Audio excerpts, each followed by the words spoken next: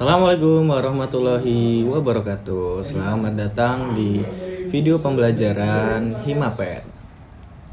Jadi kali ini kita akan menggunakan Udah lah gue ulang nih lah. Oke, Assalamualaikum warahmatullahi wabarakatuh. Selamat datang di video pembelajaran Himapet. Jadi kali ini pada video ini akan membahas tentang penyusunan ransum menggunakan aplikasi Excel. Jadi di dalam penyusunan ransum, hal yang pertama kita harus ketahui ialah bobot dari si sapi tersebut. Nah, untuk mengetahui bobot sapi tersebut, kita akan mencarinya dengan menggunakan lingkar dada. Untuk pendugaan bobot sapi, kita menggunakan rumus, yaitu rumus scroll. Dengan yang pertama kali kita akan menjumlahkannya dengan 22.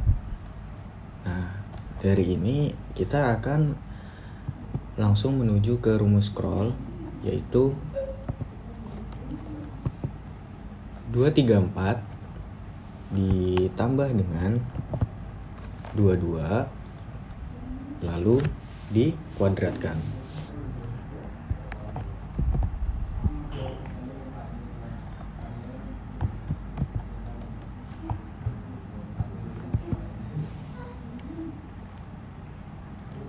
Jadi bila sudah diketahui 2562, kita akan menuju ke kuadrat dari si hasil tersebut. Lalu dari hasil ini akan kita kalikan atau kita bagikan dengan 100, sehingga diketahui beratnya 655.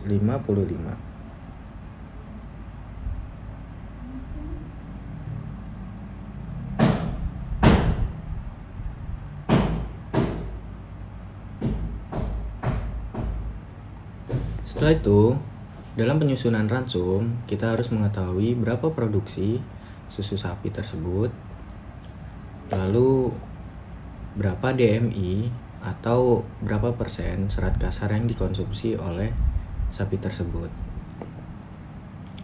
dan juga berapa kadar lemak dari susu sapi yang ingin dihasilkan. Nah, di dalam penyusunan ransum terdapat beberapa asumsi seperti kadar lemak kasar, yaitu harus kurang dari 8%. Ada juga serat kasar yang berada di antara 14 sampai dengan 17%.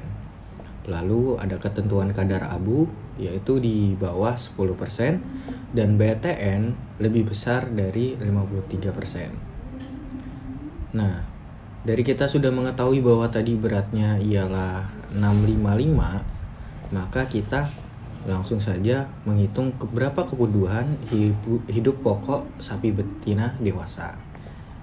Nah, kita bisa lihat di Word ini.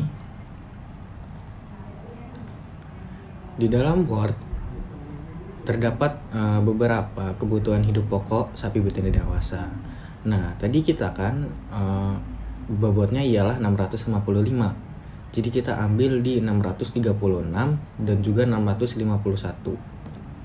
Karena 655 itu tidak terdapat di tabel tersebut, maka kita menghitung selisihnya. Jadi kita lihat di sini ada 636 dan 681. Nah, kita ini ingin mengetahui berapa sih selisih antara berat yang ada di sini dan ada di sini, yaitu dengan cara memasukkan berat ini lalu dikurangi dengan berat yang ada di tabel tersebut.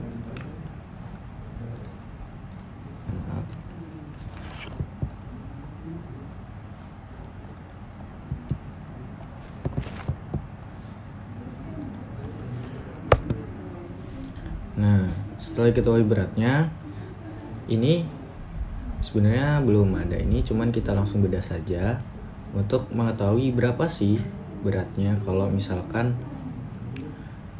63 dan 655 ini kan dia jaraknya 19,4.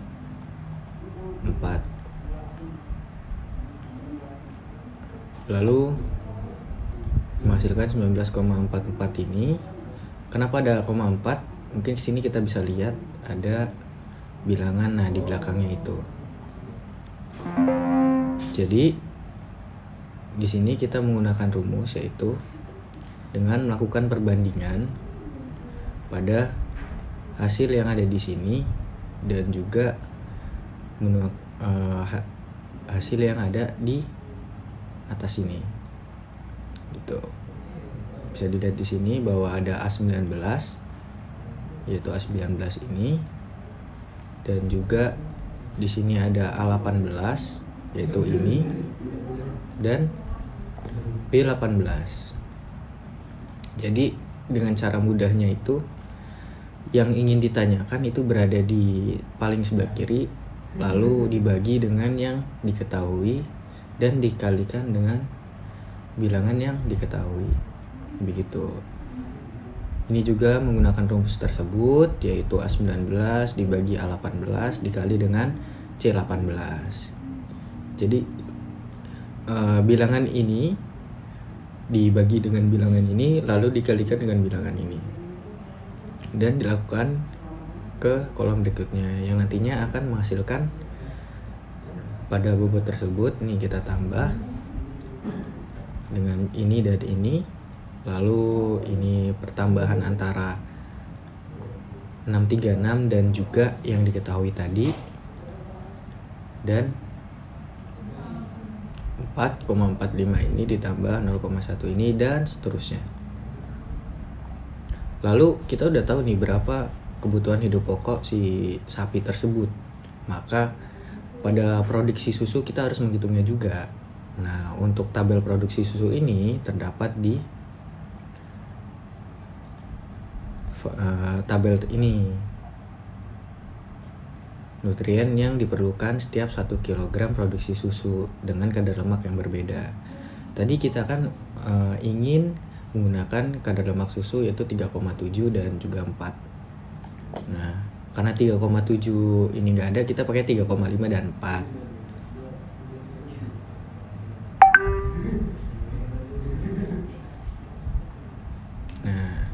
Di sini kita menggunakan 3,5 dan juga 4 yang nantinya akan dimasukkan pada tabel-tabel ini seperti 0,6 dan seterusnya yang dari tabel tadi.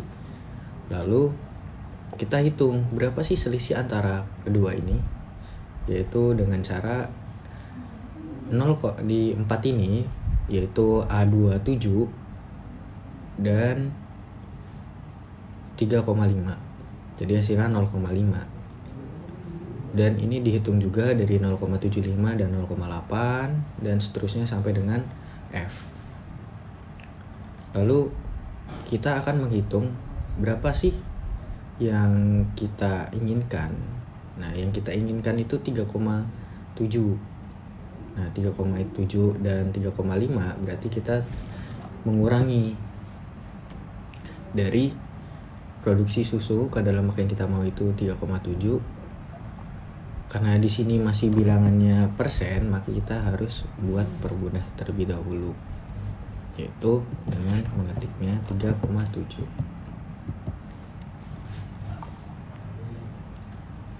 Jadi di sini 3,7 dikurangi 3,5. Nah, akan menghasilkan 0,2.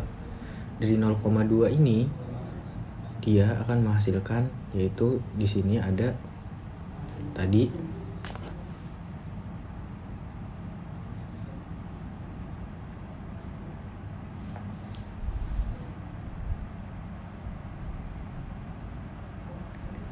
ada NE atau energi. Jadi dia NE-nya yang dibutuhkan untuk per produksi susu 1 liter dengan kadar lemak 3,5 itu ada 0,68. Jadi kalau kita mengambil 0,2-nya saja di antara kedua ini itu ada 0,28. Dengan cara seperti tadi di atas, kita akan membuat perbandingan lalu dikalikan dengan yang diketahui. Jadi yang ingin ditanyakan itu berada di paling atas dan juga yang diketahui berada di bawah. Seperti di rumus ini bahwa ada A31 per A29. Jadi A31 itu 0,2. Nah kita pengen tahu tuh berapa 0,2 nya dari 0,5 ini kan. Terus dan 0,5 lalu dikalikan lagi dengan 0,07. Sehingga dihasilkan nantinya akan 0,028. Terus sampai sini. Nah, karena di tabel ini sebenarnya itu dia hanya menghitung sampai dengan fosfor dan juga kalsium. Jadi di sini ialah TDN. Di sini ialah Na. Di sini protein kasar dan ini kalsium. Dan di sini ialah fosfor.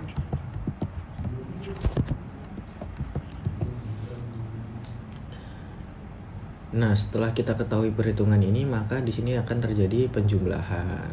Nah, sesuai dengan rumus ini yaitu A26 ditambah A31. Jadi yang tadi kita menggunakan pengurangan pertama itu 3,5 atau kita menggunakan angka yang terdekat. Tadi kan kita membahas tentang 3,7%, maka yang terdekat dengan 3,7% yaitu 3,5. Jadi di sini kita pakai 3,5. Atau dapat juga menggunakan yang lebih terendah. Karena di sini ada 4 dan 3,5, jadi di sini kita menggunakan 3,5. Setelah itu kita jumlahkan dan pada tabel ini juga kita sama menjumlahkan yang ada di sini dan di sini. Terus sama sampai dengan sini.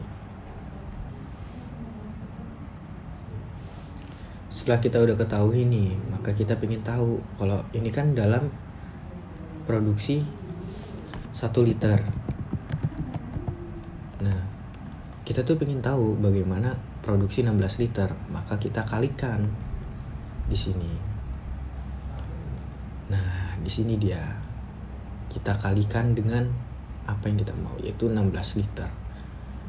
Jadi dari 0,708 ini dikalikan dengan 16 liter atau dengan pada rumus ini kita itu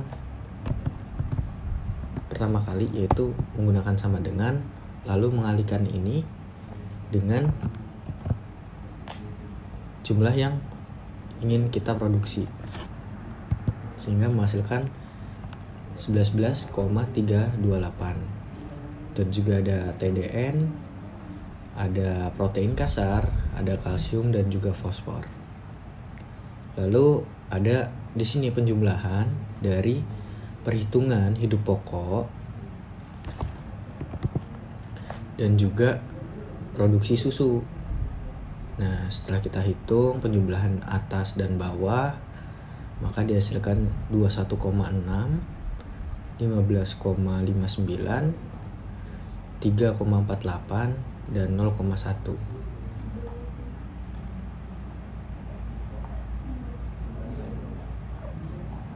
Di sini bisa kita lihat TDN-nya segini, protein kasarnya per kilogram itu segini, dan juga kalsiumnya segini dan fosfornya segini. Oke.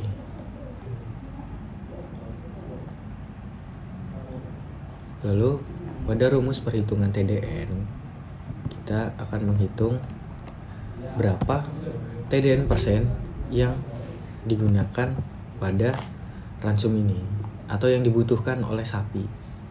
Jadi dalam penghitungan TDN di sini kita harus mengetahui berapa persen pakan yang diterima oleh sapi tersebut, yaitu dengan menghitung DMI di sini, yaitu 4% dari asumsi yang telah diberikan dikalikan dengan berat sapi tersebut, sehingga dihasilkan pakan 26,214 kg.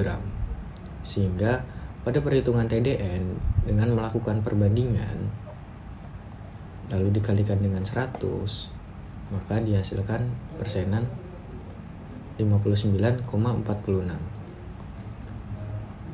Bisa kita lihat di sini ada C36 dan D41, atau bisa dapat kita lihat yaitu 15,56 dibagi dengan 26,21,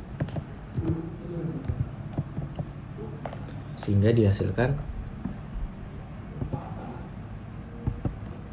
0,5936666, atau dalam jumlah persen kita kalikan lagi dengan 100, yaitu hasilnya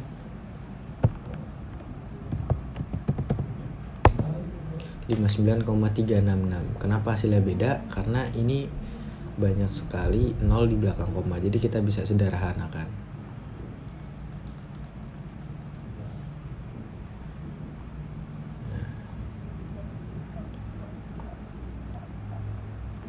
Jadi hasilnya 59,4 tadi, 46. Lalu karena kita udah tahu kebutuhannya berapa TDN, dan juga kita sini melakukan protein kasar yang hasilnya atau caranya itu sama dengan seperti TDN tadi, yaitu dengan melakukan perbandingan lalu dikali dengan 100, yaitu perbandingan dari kebutuhan yang dibutuhi untuk produksi susu dan juga hidup pokok dengan dilakukan perbandingan bersama konsumsi si sapi tersebut. Nah, kita udah ketahui nih bahwa PK itu 13,29% dan TDN 59,46. Dari hasil tersebut kita masuk ke penyusunan ransum. Jadi hasil-hasil ini kita masukkan ke dalam di bawah ini sebagai kebutuhannya.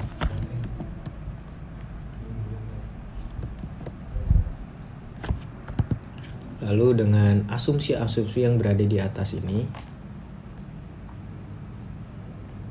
yaitu seperti kurang dari 8, 14-17, kurang dari 10, dan lebih dari 53. Ini kita masukkan semua di sini.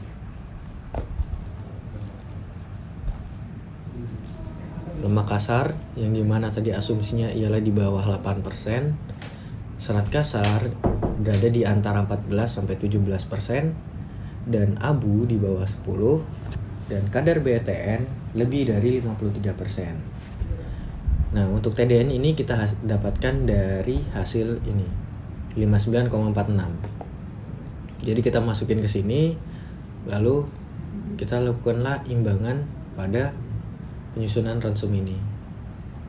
Seperti coba-coba dengan mungkin bisa kita di hijauan 30%. Nanti di rumput di sini kita menggunakan ini ya, ada daun ubi jalar, ada rumput gajah, rumput lapang, dadak halus, dan jagung kuning, terus ada molasses. Untuk bahan-bahan ini bisa dibebaskan apa saja bahan-bahan yang palatabilitas atau dapat dimakan oleh ruminansia atau sapi perah. Jadi di sini saya menggunakan daun ubi jalar, ada juga rumput gajah, rumput lapang, dadak halus, jagung kuning, dan molasses. Untuk kadar-kadar ini saya mendapatkan dari beberapa literatur yang nantinya saya masukkan ke sini, seperti kadar BK, PK, LK, SK, abu, BTN, dan TDN. Saya masukkan semua ke sini, lalu setelah dimasukkan semua, maka dilakukan perhitungan imbangan bahan kering.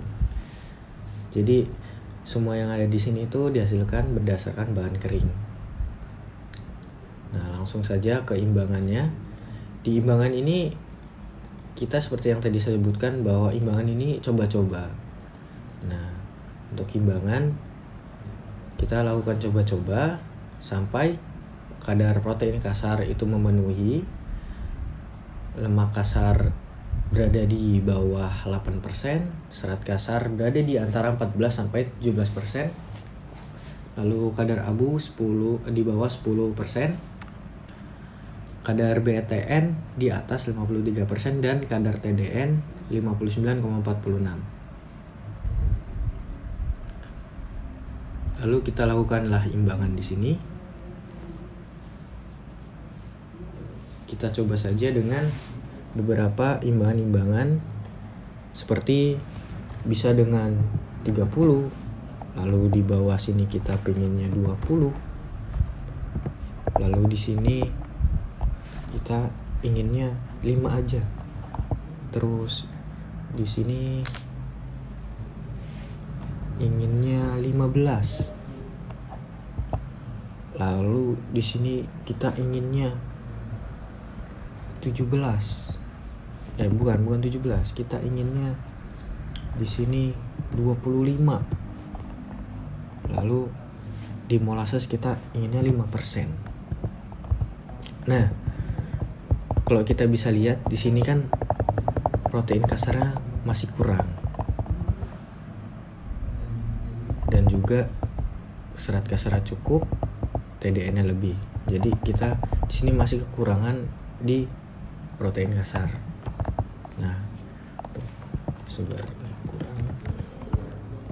Untuk mengetahui sudah pas 100% atau belum, kita juga bisa menggunakan rumus sum di sini untuk mempermudahkan melihat timbangan.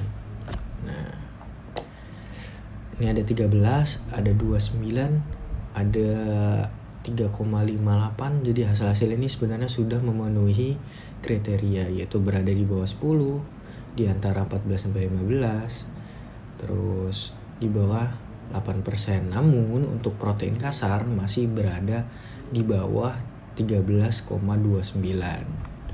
Jarak ini masih terlalu jauh, sehingga kita akan melakukan imbangan lagi sampai dengan hasil yang mendekati dari protein kasar tersebut.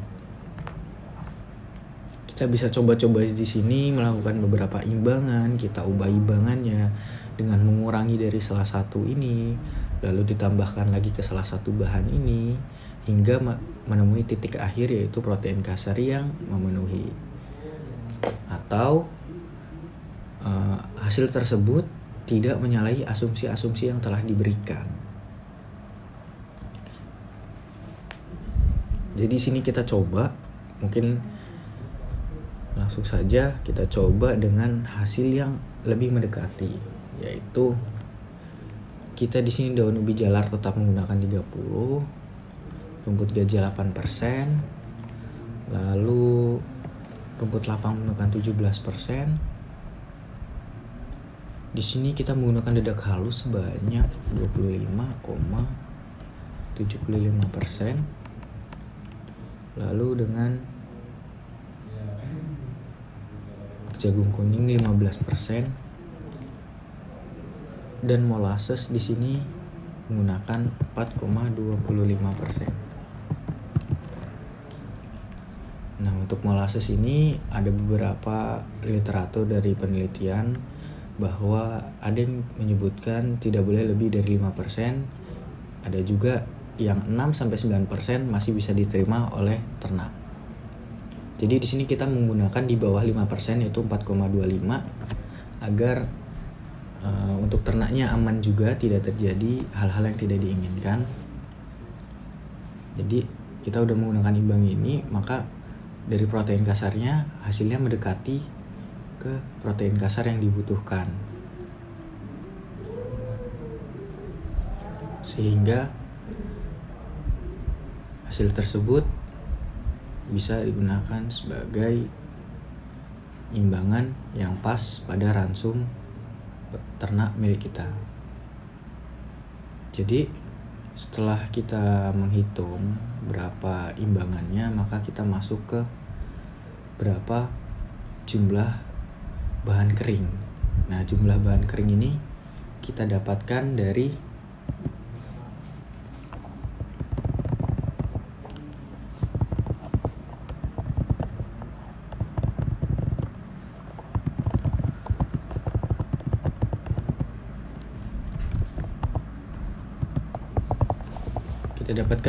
pengalian imbangan BK dengan berapa kebutuhan sapi tersebut, yaitu kan 26,214 kg tadi. Maka kita lakukan pengalian dengan jumlah imbangan yang ada di ransum tersebut, yaitu sama dengan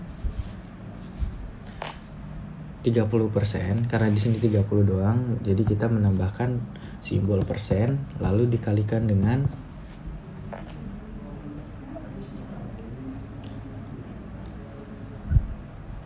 kebutuhan sapi tersebut. Nah, jadilah 7,86432 kg.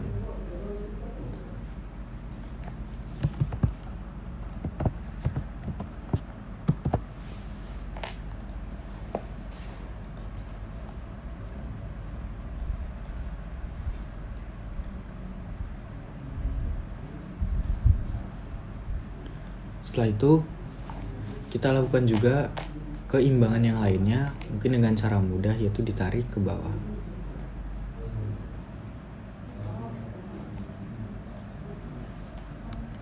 Karena tarik ke bawah hasilnya beda-beda, mungkin kita bisa rubah di sininya saja, yaitu dengan menetapkan menggunakan D4.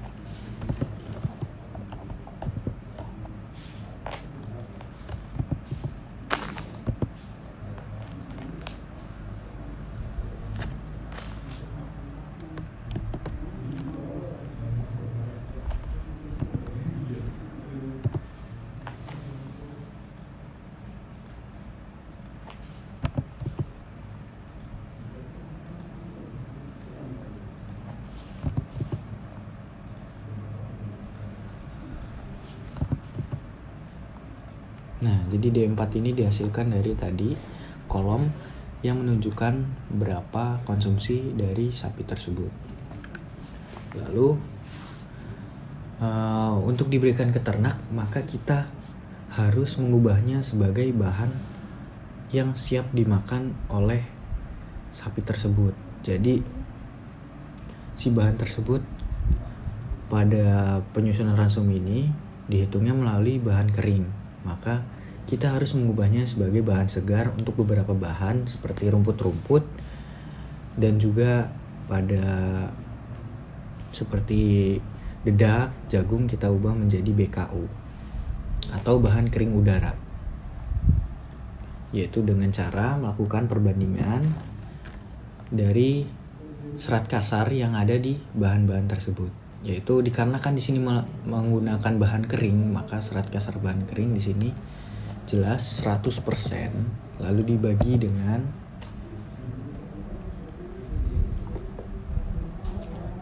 BK yang ada di bahan pakan tersebut.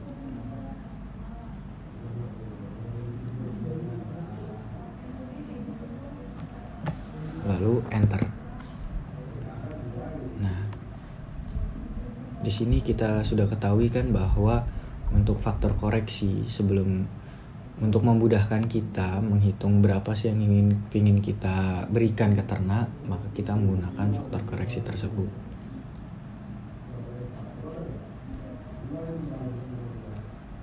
Jadi di sini kita lakukan yang sama juga seperti atasnya, yaitu dengan cara ditarik biarin lebih memudahkan kita. Bisa kita lihat di sini ada 4,9, 2,8, ada 1,25, 1,14, 1,21. Lalu kan kita sudah mendapatkan faktor koreksi, maka kita harus mencari berapa kilogram sih yang pengen kita tambahin. Yaitu kita menambahkan di sini, yaitu kolom jumlah S-feed. Jumlah S-feed ini kita atau berapa kilogram yang kita berikan yaitu dengan cara mengalihkan faktor koreksi dengan jumlah bahan kering. Yaitu dengan kita bisa lihat di sini Q45 yaitu jumlah bahan kering, lalu ada R45 yaitu faktor koreksi.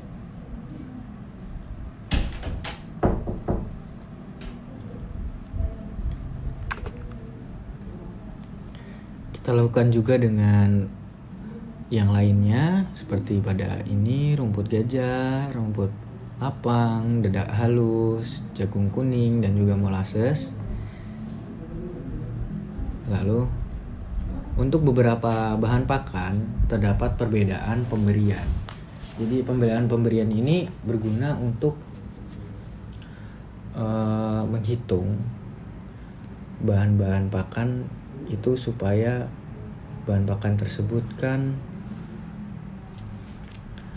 bisa jadi jatuh atau mungkin tidak termakan oleh ternak, yaitu dengan memberikan jumlah yang diberikan dengan 115% atau penambahan 15% dari jumlah asfid.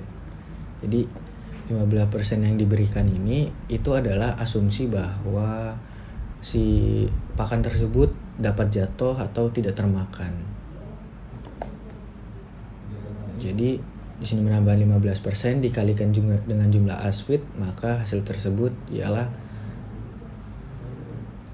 11,88, 10,04 dan 14,44. Jadi yang ditambahin 15% itu hanyalah untuk hijauan-hijauan, karena kita ketahui bahwa ternak itu memakan hijauan pasti bisa jadi jatuh ke tanah atau mungkin kegeser kanan kiri sehingga si ternak tersebut tidak memakan hijauan tersebut. Lalu ada seperti dedak, ada juga di sini jagung kuning dan molasses itu dalam jumlah yang sama. Dikarenakan tiga bahan ini jarang sekali untuk jatuh dari tempat pakan. Lalu di dalam penyusunan ransum perah, kita juga menghitung berapa sih jumlah ransum yang kita gunakan, berapa jumlah harga ransum yang kita gunakan, yaitu dengan seperti biasanya kita harus mengetahui berapa sih harga dari bahan tersebut per kilonya atau mungkin per liternya. Nah, di sini kita ketahui untuk daun ubi jalar untuk per kilonya kita menghargai 2.000, untuk rumput gajahnya yaitu 1.000, dan rumput lapangnya itu 800 perak per kilogram. Lalu dengan dedak halus per kilonya 3.500, jagung kuning 8.000 dan molasses 13.000. Hasil ini bisa jadi berbeda pada setiap wilayah, sehingga pada tabel ini tidak sepenuhnya benar karena dari setiap wilayah pasti punya harganya masing-masing. Lalu kita hitung biaya ransum. Nah, biaya ransum ini kita hitung dengan cara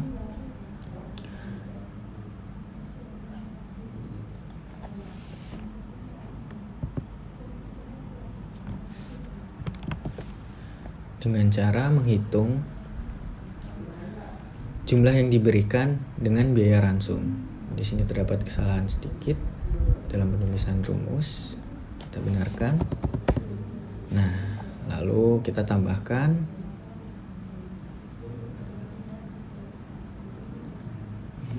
Jadi setelah kita tambahkan, di sini ada 20.000, maka kita tarik ke bawah untuk memudahkan kita dalam berhitung. Nah, tadi kita menggunakan di sini jumlah yang diberikan dikalikan dengan harga, terus ada jumlah yang diberikan dikalikan dengan harga, dan seterusnya sampai molasses.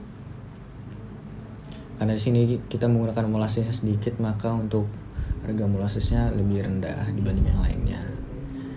Kita bisa lihat di sini ada 20.000, 11.000, 11.500, 26.500, 3.350, 175 rupiah. Jadi biaya ransum ini kita tambahin semua dengan rumus tadi. Sum sama dengan dari tabel V45 sampai dengan V50, lalu kita masukkan ke rumus dan dihasilkan totalan Rp70.791. Jadi dikarenakan kita sudah mengetahui berapa biaya ransumnya, maka kita melihat bahwa di peternakan perah itu kita harus menghitung berapa sih yang kita keluarkan dan berapa yang kita terima. Nah, tadi kita sudah mengetahui bahwa biaya produksi kita itu tinggi, yaitu Rp70.700, ditambahi dengan biaya perawatan seperti merawat sapi yang biasanya ini dihitungnya per sapi.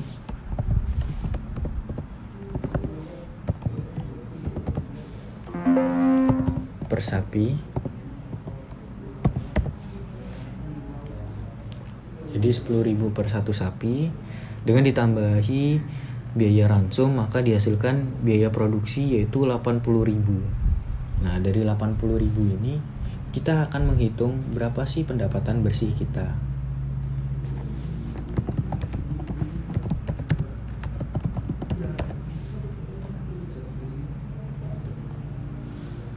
Nah, dari pendapatan bersih kita, sebelumnya kita harus menghitung berapa pendapatan kotor kita, yaitu 16 liter susu yang ingin kita hasilkan dengan harga susu yaitu 15.000. Harga ini bisa berbeda-beda di setiap farm. Jadi untuk berapa jumlah ini kita kalikan saja, yaitu 16 dikali dengan 15.000. Lalu dihasilkanlah pendapatan bersih dengan mengurangi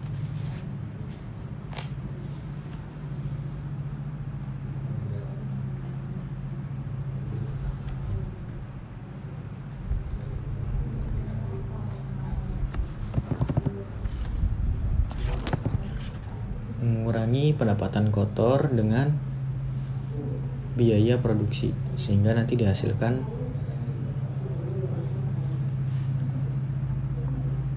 biaya pendapatan bersih.